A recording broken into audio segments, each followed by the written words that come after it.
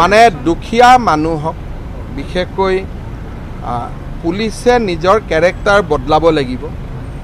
আগতে যি দাবী হুমকি মাৰি যি ধৰণে চলিছিল সেই ব্যৱস্থা নচলিব।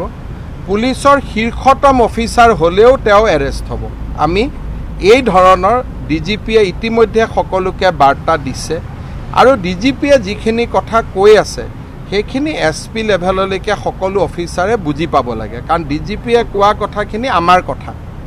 আৰু সেইকাৰণে আজি আমি এছপিৰ বিপক্ষেও আমি একশ্যন লৈছোঁ। আৰু এনেকুৱা ধৰণে দুখীয়া মানুহক যন্ত্ৰণা দিয়াৰ যদি অভিযোগ পোৱা যায় আৰু যদি প্ৰমাণিত হয় আমি সকলোৰে বিপক্ষে ব্যৱস্থা ল'ম আৰু সেই ক্ষেত্ৰত ডিজিপিক আমি ফুল অথৰিটি দি থৈছোঁ।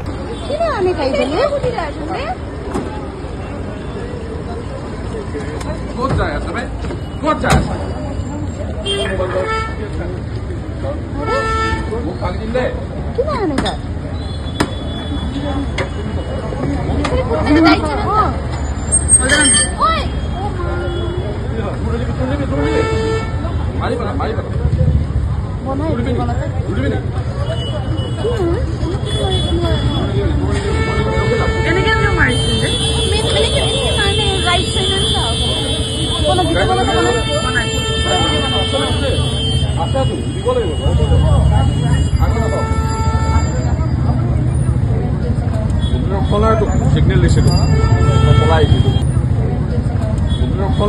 সিগনেল দিছিলোঁ পলাই দিলোঁ। মোক ভাঙি দিম বুলি ক'ল।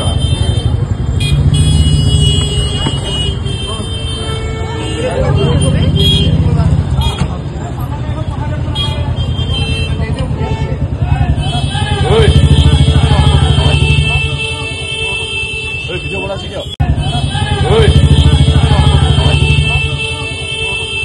ভিডিঅ' বনাইছে কিয়?